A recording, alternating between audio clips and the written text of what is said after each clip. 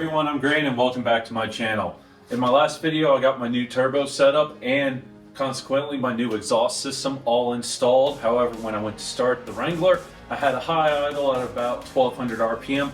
I actually quickly figured out that issue. I did it off camera, just double checking some things, and I had a bit of my wiring hooked up incorrectly when I removed the Quick 6 controller when I was running a Ford 6R80. So now I can start it.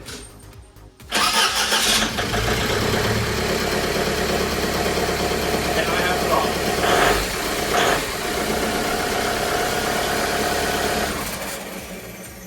So that is working beautifully now. So it idles correctly. If you leave it running, the idle comes down and is doing everything it should.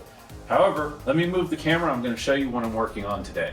So what I'm working on today is plumbing all the transmission cooling lines from my AW4 automatic to the Ford 6R80 transmission cooler that I installed when I was running a Ford 6R80 6-speed automatic. Now, I will admit, that 6R80 transmission cooler, which is out of a Ford Mustang, is probably overkill for cooling for this AW4 automatic. But since I started this swap 5 years ago, heat has been my #1 issue. So for now, until I do some testing, I'm going to leave this cooler installed. Now, if you notice the way I am doing this, it's exactly the same way that Jeep did it in XJ Cherokees. I actually looked this up because I was trying to figure out which was the outlet and inlet port on my AW4. Currently, right now, I just have a hose connecting the two because there is no load, so that is fine.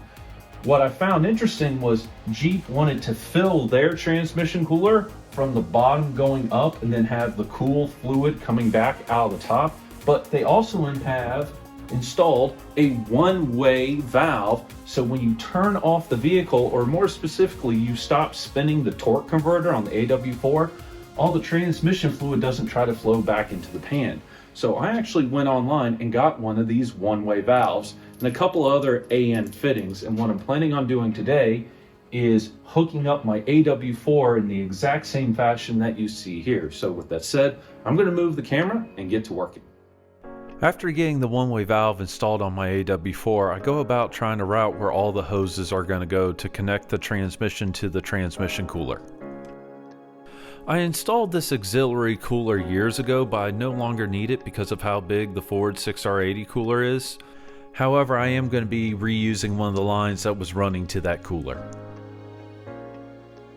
So I ran into a stopping point hooking up the return line to my AW4 automatic transmission. I currently have a 90-degree bend on that AN fitting, and it really needs to be 120. I've gone ahead and ordered the replacement fitting. It should be here tomorrow, but if I had to guess, it'll be here in 2 days. So since I'm done with that, I want to move on to the shifter. And to fix my shifter right now, I really need to give a shout out to John at JB Custom Fabrications. He was one of the absolute earliest supporters of this build 5 years ago in 2018. I have been running his shifters on this build the entire time, and I cannot say enough great things about his products. I did pay for this, I have paid for the parts from John, but he has just been an absolute delight to work with this entire time. So please, if you have a chance and you're trying to build some kind of off-road vehicle, please go check him out at his website, JB Custom Fab. I don't remember the exact address, it's going to be on the screen. Check him out, he's a great guy, wonderful products, everything made in the USA, and I cannot say enough good things about it. So, showing you what I received in the mail today was a longer shift cable. I realized after I installed the Rubicon transfer case that transfer case is so much bigger than an MP231 that the shifter cable that I had was just barely too short to connect my low car shifter to the AW4 automatic. So went to John, ordered a longer cable, and I'm now going to move the camera and we're going to work on installing this longer cable to see if I can at least get the shifter connected correctly to my AW4 automatic. I first started by removing the original cable that I had installed on my TJ Wrangler. I next connect the longer cable to my transmission shifter, and then I route the shifter cable through the floor so I can connect it to my AW4 automatic transmission. I then route the cable around my transfer case, connect it to the bracket on the transmission pan, and go about connecting the cable to the shifter arm on the side of my transmission. So the next day I'm back at working on everything. I did get the shifter installed last night, or I should say the shifter cable. It took a long time to get it adjusted properly. It was a lot of laying on my back, adjusting the length on the cable connected to the transmission, and coming up and adjusting the cable connected to the shifter, but it is now working perfectly. And I am very happy to report that the AM fitting I ordered yesterday actually came in today. So I'm gonna get underneath the Wrangler, install this fitting, and get the rest of the cooling lines installed, and then we'll fire it up and make sure it's working, and then I'll go on to the next thing, which I don't know what it is right now. But this is exciting because stuff is getting done. The one thing I've really learned doing this project is it's these little slight changes in parts that can make a job so much easier. This 120-degree bend made finishing hooking up the cooling lines simple. It's actually the next day. I finally have the cooling lines all mounted the way I want them to be mounted. Well, what I'm going to do now is start the Jeep and keep an eye on the transmission fluid, because I have a feeling I'm going to have to add fluid to the system. And at the same time, I'm also going to check for leaks. So I will report back once I have everything running and checked and whatnot. So I've triple checked everything. I actually found a couple of leaks that were completely unrelated to the transmission cooler lines, which is kind of interesting. So I fixed those. I just had to tighten up some clamps, but it starts, it runs, and it's actually sounding really good. I give it just that flip of throttle to get the alternator going. But yeah, it's running good, no leaks as far as we can tell.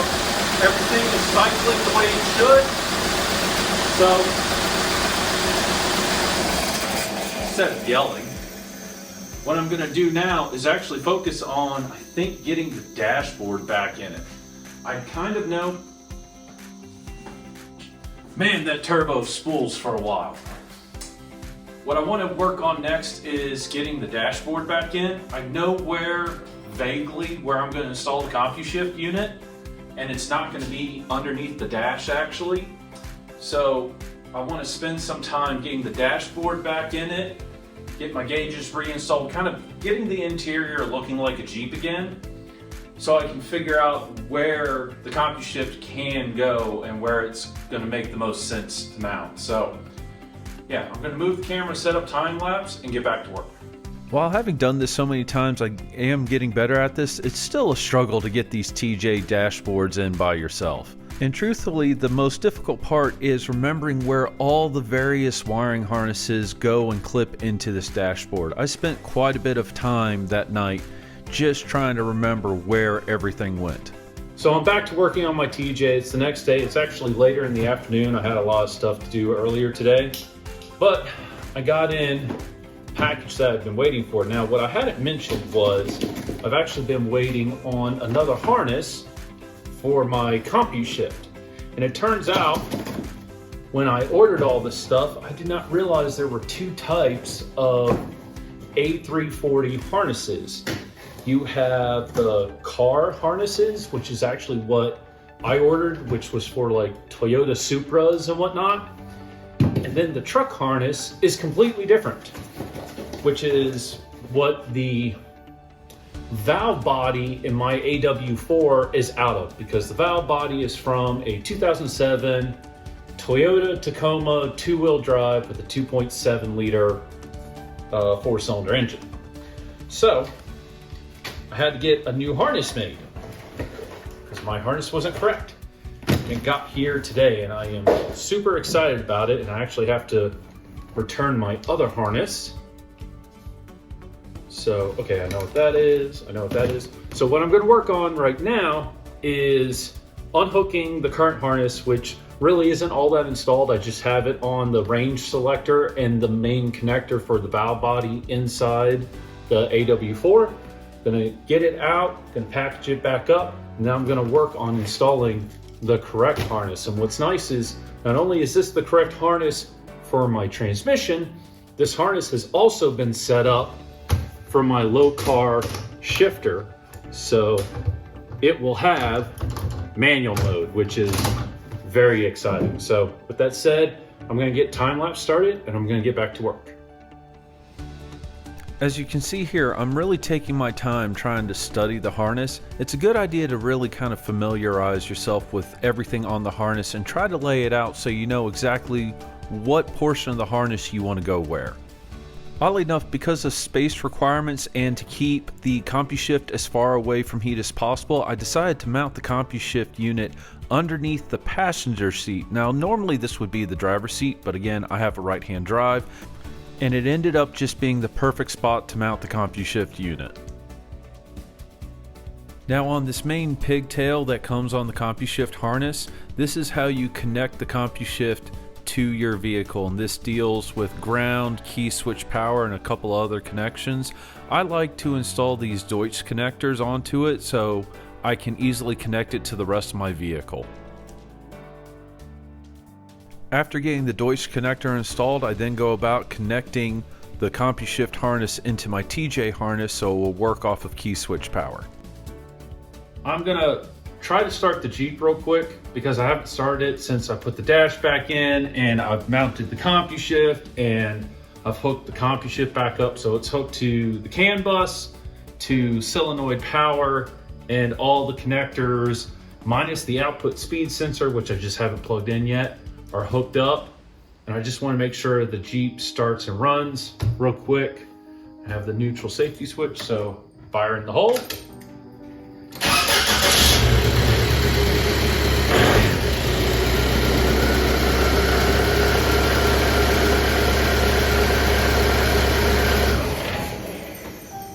So cool.